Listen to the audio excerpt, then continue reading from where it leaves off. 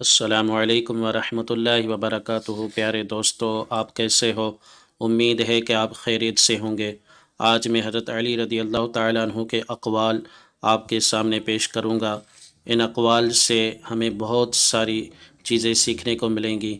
हमारी ज़िंदगी संवर सकती है अगर हम इन अक़वाल पर अमल करेंगे। इंशाअल्लाह हमारे दीन व दुनिया का बहुत बड़ा फ़ायदा होगा।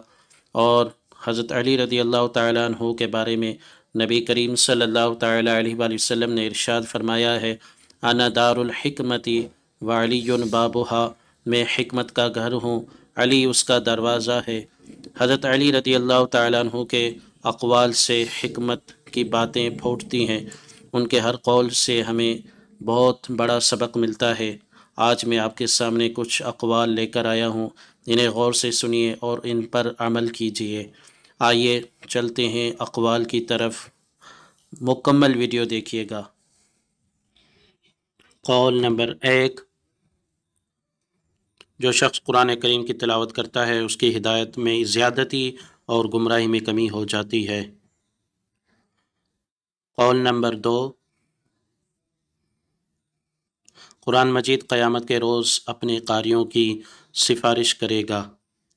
कौल नंबर 3, कुरान पाक की तिलावत अच्छी तरह गौर व फ़िक्र से करो क्योंकि ये सीनों के अमराज के लिए शिफा है। कौल नंबर 4, अल्लाह ताला हज़रत अबू बकर सिद्दीक़ और हज़रत उमर पर रहम फरमाए, वो अव्वलीन शख्स हैं जिन्होंने कुरान को किताबी सूरत में जमा किया। कौल नंबर 5, कुरान में तंग ज़िंदगी से मुराद ये है कि आदमी कसब हराम में होकर रह जाए। कौल नंबर 6, कुरान मजीद में गुज़िश्ता लोगों के हालात, आइंदा के वाक़यात की ख़बरें और तुम्हारे दीन व दुनिया की ज़रूरत के अहकाम हैं।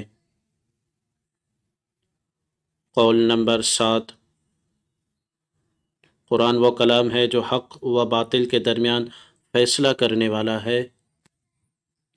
कौल नंबर 8, मुझे कुरान पाक की हर एक आयत का शान नुज़ुल मालूम है, हर एक आयत की निस्बत भी मालूम है, वो किस मकाम या पहाड़ या मैदान और किस वक्त दिन या रात में नाजिल हुई है। कौल नंबर 9, कुरान पाक सीखो, ये दिलों के लिए हयाती का बायस है और इसके नूर से शिफा हासिल करो। कौल नंबर 10, जो शख्स बात बात पर तेश में आ जाता है लोग उससे मलूल हो जाते हैं।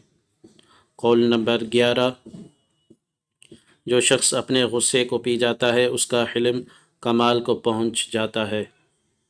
कौल नंबर 12, जो शख्स तंदखू होता है उसके घर वाले भी उससे तंग आ जाते हैं। कौल नंबर 13, गुस्सा अक्ल को बिगाड़ता है और राह रास्त से दूर कर देता है। कौल नंबर 14, गुस्सा अपने साहब यानी गुस्सावर को हलाक और उसके ऐब ज़ाहिर कर देता है। कौल नंबर 15, घर में गुस्सा होना गोया उसे वीरान करना है। कौल नंबर 16, तीन चीज़ें दीन के लिए ऐब का बायस हैं, एक अहद शकनी, दूसरी बदकारी, तीसरी खयानत। कौल नंबर 17, चार चीज़ें इंसान के लिए ऐब है, बखल, झूठ, बदखलकी, हिर्स।